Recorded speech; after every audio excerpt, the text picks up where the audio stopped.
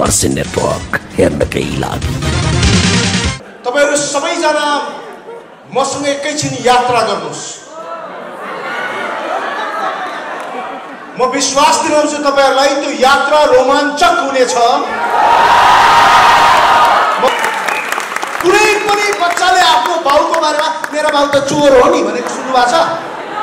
कुनै पनि बच्चाले मेरो आमा त लास्टै किचकिचे हो नि, कस्तो छ मेरो आमा त चोर्नी हो नि भनेर कसैले सुन्नु भएको छ?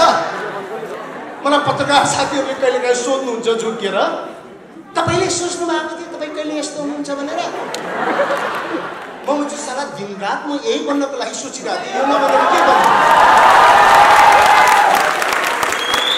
म भात खाने थालमा पनि टिभी देख्थेँ, धेरै पटक भनिसकेको छु। फर्सी नेटवर्क हेर्नकै लागि आज मलाई तपाईहरुको सामु यसरी उभाइराख्दाखेरि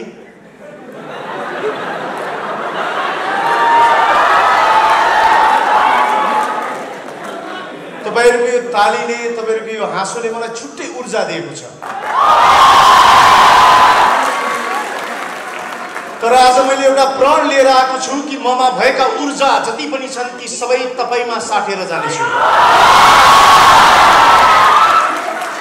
केही ऊर्जा तपाईसँग लिनेछु, केही मेरा ऊर्जा तपाईलाई दिएर जानेछु।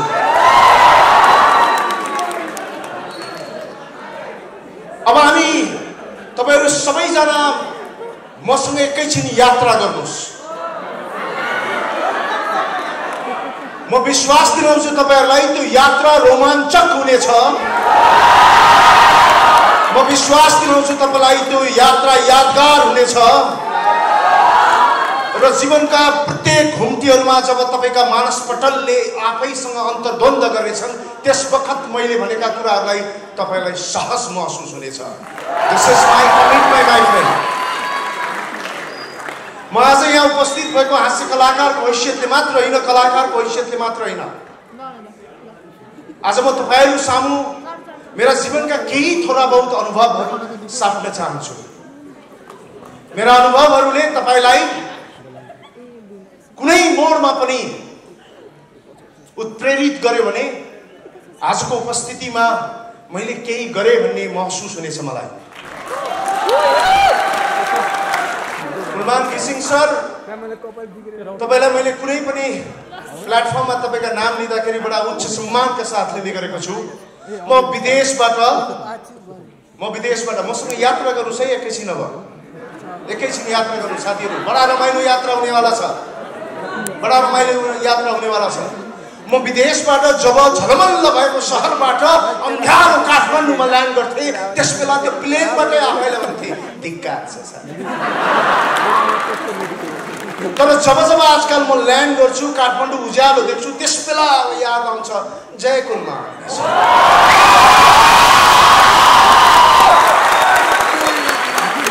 मलाई यो लोड सेडिङको यति ठुलो प्रभाव परेको थियो भनेर साध्य छैन। त्यो केही एक्सपिरियन्सहरु छन्। ए बहिनी बस छिटो चढ, सम्मान गरिहाल। अब जुन ठाउँमा छौ त्यही ठाउँमा टिकेर बस। तिम्रो सम्मान एकैछिन कम हुँदाखेरि उ सम्मानित व्यक्ति कम सम्मानित हुनु हुँदैन। तर तपाईले सम्मान गर्ने चक्करमा मेरो बोल्ने ब्रेक गर्नुभयो भने चाहिँ म तपाईलाई फेरि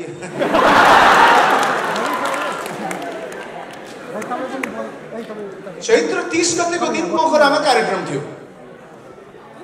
चैत्र 30 गतेको दिन पोखरामा कार्यक्रम थियो। झुरुक्क उठेर न्यू इयर चाहिँ मैले नवलपरासीमा मनाउनु भएको थियो।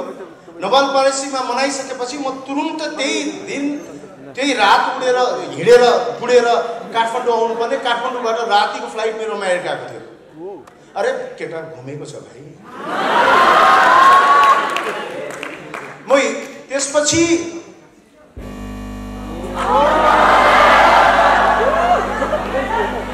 यहाँ पनि षड्यन्त्रकारी छन्।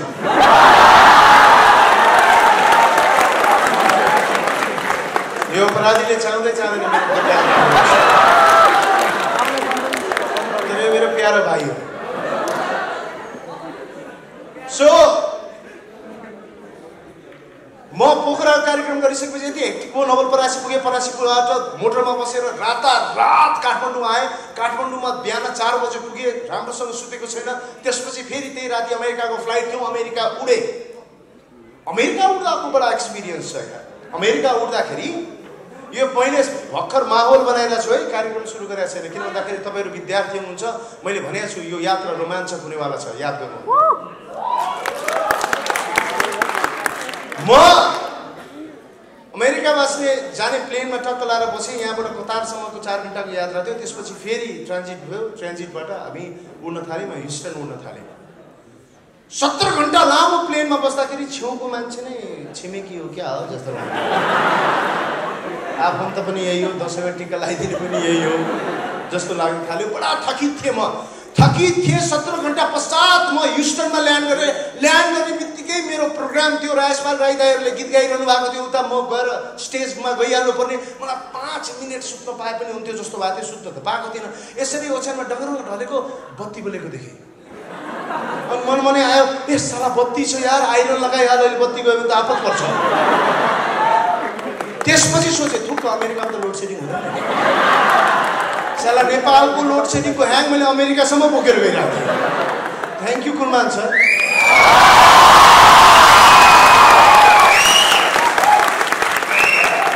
तर लोड सेडिङको छुट्टै मजा थियो तपाईँले त्यो मजा सबै खेतबिरा लोड सेडिङ हुँदाखेरिको एउटा छुट्टै माहौल थियो यार साँच्ची हो बत्ती आउने बित्तिकै यति खुसियाली आउँथ्यो कि भनेर साथै छैन आजकल त्यो खुसियाली खोज्नु भयो तपाईँले बत्ती आयो भने बित्तिकै टोलमै आवाज आउँथ्यो बत्ती आयो त्यो खुसी खोज्नु भयो तपाईँले प्रत्येक नेपालीले रातिमा क्यान्डल लाइट डिनर खान्थे त्यो क्यान्डल लाइट खाइरहँदाखेरि हामीलाई चामल ब्राउन राइस जस्तो लाग्थ्यो सधैँ खाने तरकारी करी हुन्थ्यो त्यो खोज्नु भयो तपाईँले तर प्रत्येक पटक खोसिदा दुखी हुने यो मन यो पटक सबै चिज खोसिदा पनि बडा खुसी छ अब मुद्दामा जाउँ है साथी अब मुद्दामा जाउँ अब बरालिने समय गयो कृष्ण भगवान जब गुरुकुलमा थिए बडा चञ्चल कृष्ण भगवान यहाँ म जस्तै गोपिनीका बाहेक अरू सबै गुण लिन्छन् गोपिनीको गुण तिमीहरूले मिलाऊ भाइ कृष्ण भगवान जब गुरुकुलमा अध्ययन गर्दै थिए चञ्चल थिए एकदमै चञ्चल त्यसपछि बलराम उनलाई भेट्न गए सुदर्शन चक्र लिएर अनि भने माखन धेरै चोर्यौ गोपिनीसँग तिम्रो लीला धेरै भयो मुरली धेरै बजायौ अब त्यो गर जसको निमित्त यो धरतीमा तिमी आएका हो बस अब हामीले बरालिने समय सकियो साथी फेरि यो बरालिने समय सकियो भन्ने बित्तिकै ठुस्स पर्न जरुरत छैन किनभने प्रत्येक उमेरमा गर्नुपर्ने गल्ती त्यही उमेरमा गरेको सुहाउँछ र गर्नुस् त्यो गल्ती गर्नुस् क्लासरुममा पढ्दा पढ्दै एउटा विद्यार्थी सुतेको सुहाउँछ पढाउँदा पढाउँदै एउटा शिक्षक सुतेको सुहाउँदैन त्यसकारण आफ्नो उमेरमा गर्ने गल्ती चाहिँ गर्नुस् तर गल्ती यस्तो गर्नुस् जसको क्षमा होस् क्षम्य होस् भइगयो त भन्ने सबैले भन्न सकोस् एक गल्ती त्यस्तो नगर्नुस् जसले जीवन नै धराशायी बनाओस् अब म एउटा कुरा भन्छु तपाईको उमेरमा यो कुरा जान्न जरुरी छ कसैले पैसा माग्यो भने दिनुस् पैसा छ भने कसैले पैसा माग्यो भने दिनुस् पैसा छ भने किन भन्दाखेरि दिएको पैसा फेरि फिर्ता आउन सक्छ तपाईसँग कसैले समय माग्यो भने पनि दिनुस् समय उस्तै समय नआउला फेरि त्यस्तै समय चाहिँ जरुर आउँछ तर एक चीज साथी एक चीज कसैले माग्दाखेरि बडा विचार पुर्याउनु होला किन भन्दाखेरि गएपछि फेरि आउँदैन त्यो हो जवानी जब जवानी दिने बेलामा आउँछ विचार पुर्याउनु होला कसमा लगानी गर्ने विश्वप्रकाशले आफ्नो जवानी कांग्रेसको झण्डा मुनि बसेर देशको क्रान्तिको लागि समर्पित गर्छु भनेर नसोचेको भए आजको विश्वप्रकाश हुनुहुन्थ्यो। धेरै बाटो थियो एउटा जवानीमा, तर उहाँले छानेको बाटो यही। You are not anything else than your effort and the result of your effort, my friend. खुर्सानी रोपेर सुन्तला फल्दैन, फल्दैन। मलाई पत्रकार साथीहरूले कहिलेकाहीँ सोध्नुहुन्छ झुकेर, तपाईँले सोच्नु भएको थियो तपाईँ कहिले यस्तो हुनुहुन्छ भनेर। म चाहिँ सारा दिनरात म यही बन्नको लागि सोचिरहेको थिएँ, यो नबनेर के गर्नु। म भात खाने थालमा पनि टिभी देख्थेँ, धेरै पटक भनिसकेको छु।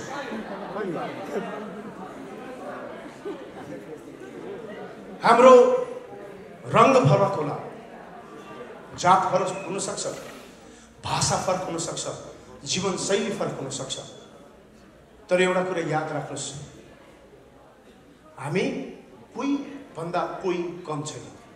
अघि मैले कृष्ण भगवानको कुरा गरेँ, तपाईँ कति स्पेशल हुनुहुन्छ भन्ने कुरा म प्रमाणित गर्न सकिन्छु साथी। तपाईँ जन्मेको बेलामा रगतले लतपतेको तपाईँ सानो बच्चा तपाईँको आमाको काखको छेउमा बसिरहँदा कसैले आएर भनोस् यो बच्चा मलाई देऊ, यसको बदलामा म श्री कृष्ण भगवान तिमीलाई दिन्छु भन्दा पनि आमाले श्री कृष्ण भगवान ठुक्राएर तिमीलाई स्वीकारेको।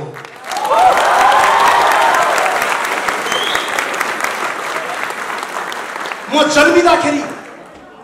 जन्मिँदाखेरि मेरो आमाको गर्भमा जितेको शुक्रकीटले जन्मेको बच्चा हो म। जब गर्भमै जितेर परेको भएपछि जन्मेपछि कसरी हार्न सक्छु साथी। So we are born to win। मैले भनेको मात्रै होइन, यो विश्वास हो। जे सोच्नुहुन्छ त्यही देख्नुहुन्छ र जे देख्न चाहनुहुन्छ त्यही मात्र देख्न चाहनुहुन्छ। जे देख्न चाहनुहुँदैन त्यो देख्नु हुँदैन कहिले पनि। अब तपाईँ के देख्ने, what is your perception, it's very important my friend. एक्वेरियममा बसेको माछालाई तपाईँ समुद्रमा लगेर छोडिदिनुहोस्, त्यसले डिस्टेन्स त्यही एक्वेरियमको मात्रै तय गर्छ, किन भन्दाखेरि उसलाई लागेको हुन्छ संसार यति नै हो। दृष्टिले सृष्टि गर्छ, त्यसकारण अब आफ्नो दृष्टि सही बनाउनुहोस्। तर मैले भने तपाईँ त्यही देख्नुहुन्छ जुन देख्न चाहनुहुन्छ। म तपाईँलाई एउटा इन्सिडेन्ट सुनाउँछु है त, सुन्नुहुन्छ? दुईजना कपाल, मलाई थाहा तपाईँको एक्सप्रेसन यही हुन्छ। उमेर हो, मेरो साथीले ब्लक परेको बेलामा बुलेट बाइक किन्यो क्या। बुलेट बाइक थियो, त्यससँग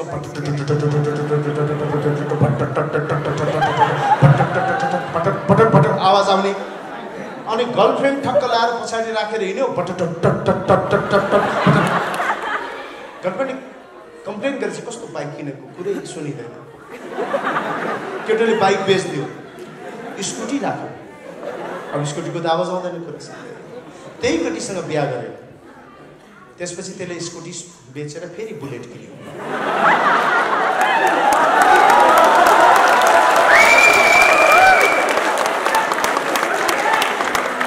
गर्लफ्रेन्ड हुनसम्म कुरा सुन्न मलाई त श्रीमती भएपछि के सुन्नु यसको, बुलेटै ठिक छ बरु।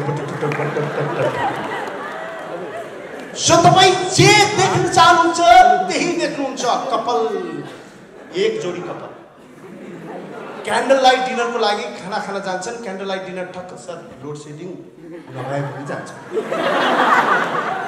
सरलाई फेरि मेनबत्ती बल्ने बित्तिकै टेन्सन, साला कसले बाल्यो,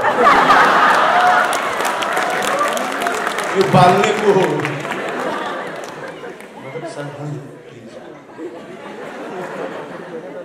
सो क्यान्डल लाइट डिनर गर्न गयो, टक्क लाएर केटाकेटी सँगै बसिरहेछन् क्यान्डल लाइट डिनर खानको लागि। केटीले खाना खाँदै खाना पोखाइ आफ्नो लुगामा पोखाउने बित्तिकै केटीले भने ओ माई गड मेरो लुगामा खाना पोख्यो। केटाले भन्यो छोड न, यो रङ पनि तिमीलाई सुहाउँछ, राम्रै देखेको छ, छोड। खाना खाँदै खाना खाँदा खाँदै केटीले ओ माय गॉड मैले गाडीको साँचो कहाँ राखेँ केटाले भन्छ छोराले मसँग गाडी छँदैछ मेरो गाडीमा जाउँ म तिमीलाई घर छोडिदिन्छु स्पेयर साँचो घरमा होला भोलि ल्याएर गाडी लिएर जानुहोस् के टेन्सन लिन्छु म त कति बिर्सिन्छु त्यही केटाकेटीको बिहा हुन्छ बिहा भएपछि त्यही सिमिलर रेस्टुरेन्टमा क्यान्डल लाइट डिनर खाना खाइरहेछ केटीले खाना खाँदा खाँदै केटीले खाना लुगामा पकाउनु बित्तिकै भने फेरि त्यही केटीले फेरि त्यही एक्सपेक्टेसनका साथ भने कि मेरो लुगामा खाना पक्यो त्यो देख्ने बित्तिकै केटाले भन्छ तँलाई खाना आउँदैन साला वर्षौँदेखि त तँलाई यो रेस्टुरेन्टमा ल्याएर खाना खुवाइरहेको छु कति पुग्छ खाना मोमा पोख आइज मलाई पोख मोमा पोख त्यो खाना खाँदै भनिदिन्छ केटीले ला घरको साँचो खै त बिर्सिन्छेस् त बौलाउँछेस् त एक दिन मलाई पनि बिर्सिन्छेस् त पागल नि होस् गजनीको छोरी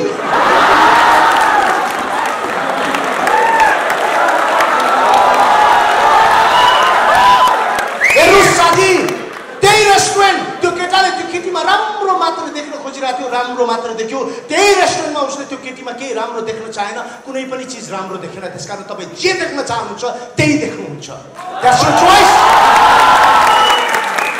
कुनै पनि बच्चाले आफ्नो बाउको बारेमा मेरो बाउ त चोर हो नि भनेको सुन्नुभएको छ कुनै पनि बच्चाले मेरो आमा त लास्टै किचकिच हो नि कस्तो छ मेरो आमा त चोर नि हो नि भनेर कसैले सुन्नुभएको छ म आमा बाउलाई चोरनी खराब भन्न सक्दिनँ किन भन्दाखेरि म आमा बाउको गल्ती नै देख्दिनँ जो देख्न चाहनुहुँदैन त्यो देख्नुहुन्न अब राम्रो चिज देख्ने विचार तपाईँको जीवनमा आउनै पर्छ र आउँछ म सबैजनालाई एउटा कुरा भन्न चाहन्छु यही विद्यार्थीकाल त मैले पनि बाँचेको हामी सबैले बाँचेका छौँ जीवनमा एउटा चिज चाहियो दृष्टिकोण जसले तपाईँलाई सफल बनाउँछ तपाईँ कहाँ पुग्ने त्यो यात्रा कहाँबाट कहाँसम्म तय गर्ने त्यो तपाईँको जिम्मेवारीको कुरा हो अर्को कुरा कन्फिडेन्ट ए भगवान यार यो कन्फिडेन्ट भन्ने चक्की कहीँ पाउँछ सबले भन्छ कन्फिडेन्ट हो तर कसैले पनि भन्दैन यो कन्फिडेन्ट हुने कसरी कहाँबाट आउँछ यो कन्फिडेन्ट सबले भन्छ कन्फिडेन्ट आत्मविश्वास आफूले आत्मविश्वास गर्नुपर्छ तर यो आत्मविश्वास कहाँबाट आउँछ कसैले भन्दिँदैन मेरो एउटा साथी त्यस्तै थियो किशन मण्डल भन्ने मैले भने नि त्यसले त्यो ब्याचलरको इक्जामको बेलामा सट्ट गएको अकाउन्टको जाँच थियो ढोका ढाक खोलेको वास रक्सीकन आयो मैले भने ओए रक्सी खाएको यति खाएपछि जस्तो क्वेसन आयो डर लाग्दैन ओके म तपाईँलाई एउटा स्टोरी सुनाउँछु त्यो सबैजनालाई रिलेट हुन्छ मैले धेरै ठाउँमा भनेको छु आज पनि भन्नु माहौल आयो मजा आयो तपाईँ स्कुल जाने बेलामा चिटिक्क परेको लुगा छ आमाले राम्रो टिफिन राखिदिएको छ जुत्ता एकदम नयाँ छ सरले सोध्ने सबै क्वेसन आन्सर रेडी छ भने स्कुल जान्छ लुगा पनि तयार छैन जुत्ता पनि यहाँ परेको छ आमाले टिफिन पनि त्यस्तै हालिदिएको छ होमवर्कको त कुरै छोड भाइ भगवान कसम मेरो साथी प्याज च्यापेर सुत्थ्यो ज्वरो आउँछ भनेर क्लासमा तपाईँले आउने प्रश्न सोध्यो भने टाउको उठाउनु मन लाग्छ न ट्यालेन्ट केटा यता सर कता सर सोध्नुहोस् मलाई म यता छु अब सर आत्माले नै निक्लेर भन्ने आउँछ यसलाई सोध्न होइन आफूले नआउने क्वेसन सोध्यो भने कछुवाले टाउको लुगायो मलाई सोध्छ क्या अहिले यतै हेर्दैछ त घडी हेऱ्यो भगवान् कसम 5 मिनट 50 मिनट जस्तो लागिरहेको हुन्छ सोध्यो सोध्छ क्या सोध्यो ठ्याक्कै त्यही बेला सोधिन्छ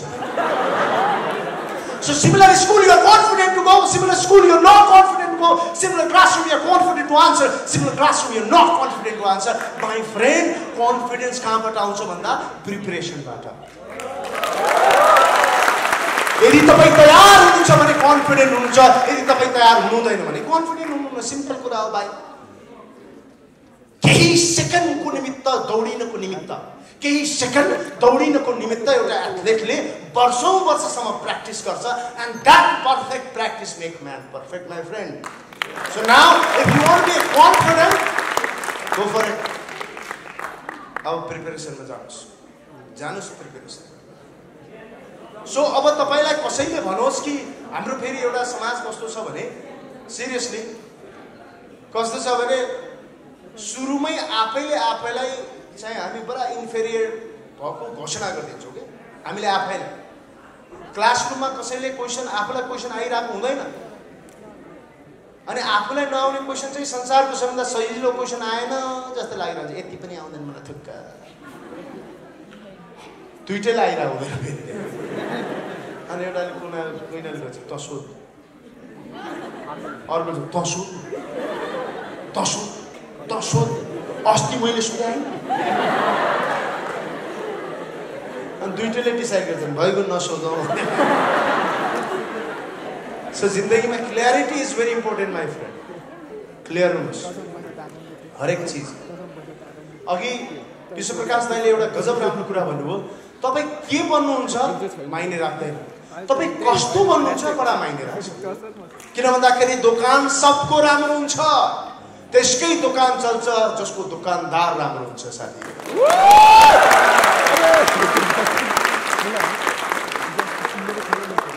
त्यसकारण कन्फिडेन्ट हुनुहोस्, तयारी गर्नुहोस्. अब जिन्दगीमा तयारी छ, तर त्यो तयारी गरिराख्दाखेरि 100% भनेको कुनै पनि चिज हुँदैन. जति छ त्यतिमै 100% हो भन्ने विचार गर्नुहोस्. टाटाको म बडा ठुलो फ्यान हो. टाटाले जब ज्याग्युअर जस्ता गाडी, ल्यान्ड रोभर जस्ता गाडीहरू जब एक्वायर गर्यो, उसलाई सारा मान्छेले भन्यो तैँले गलत डिसिजन लिस् टाटा, गलत डिसिजन लिस्, तेरो डिसिजन गलत भयो. टाटाको जवाब सुन्नुहोस्. कस्तो attitude very important my friend in my life, in animals life. टाटाले भन्यो म सही गलत निर्णय कुनै पनि लिँदिन, जुन निर्णय लिन्छु त्यसलाई सही साबित गर्छु.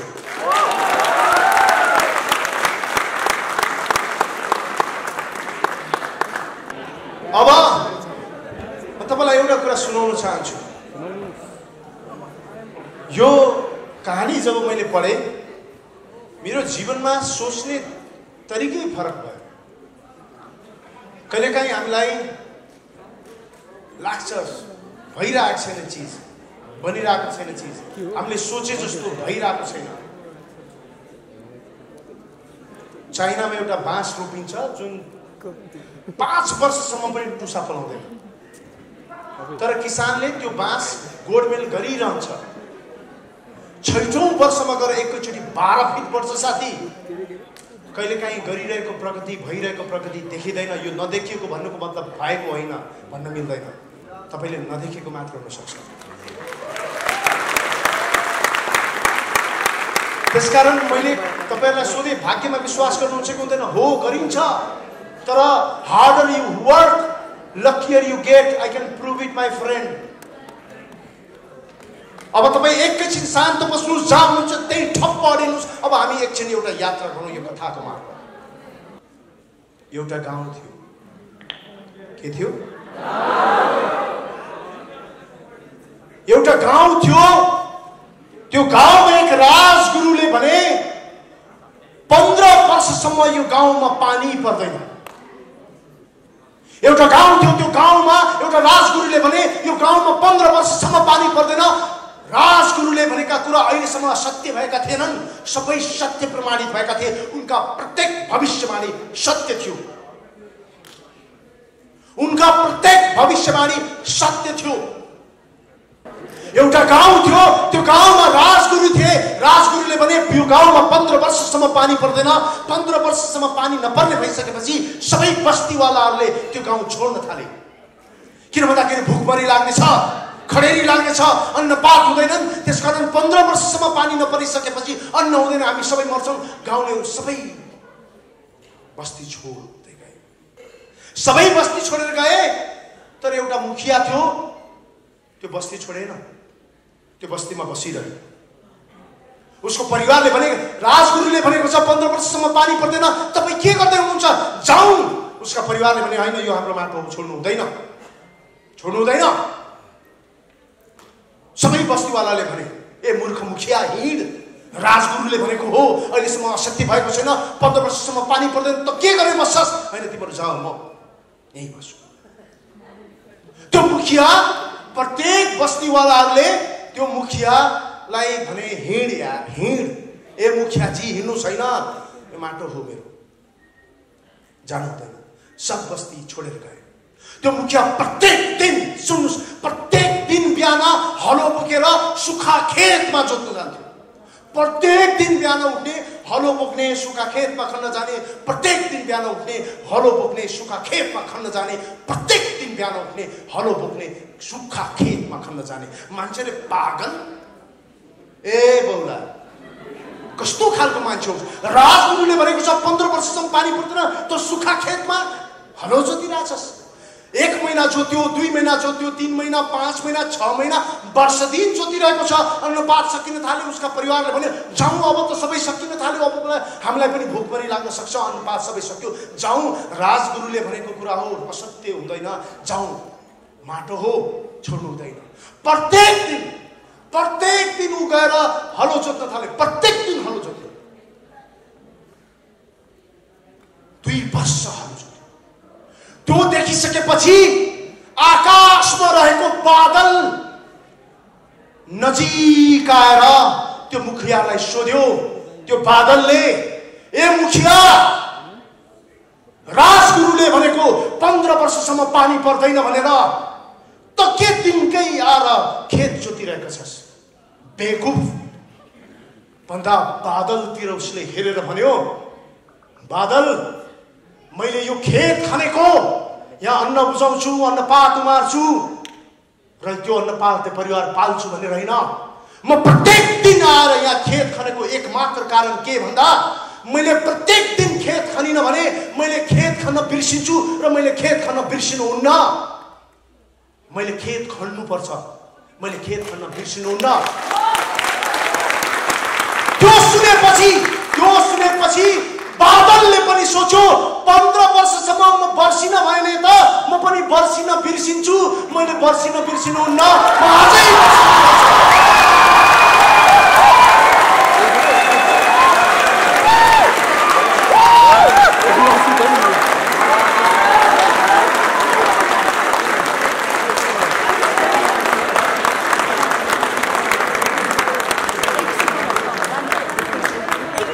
सो कर्म यस्तो गर्नु साथी, कर्म यस्तो गर्नुहोस् कि तपाईको अगाडि भाग्यले घुँडा टेकोस्, भनोस् यसलाई दिनै पर्छ, यसलाई दिनै पर्छ, he or she deserve it भनेर।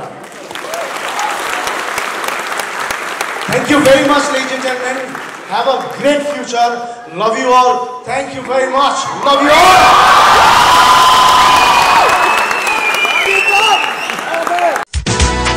फर्सिन नेटवर्क हेर्नकै लागि।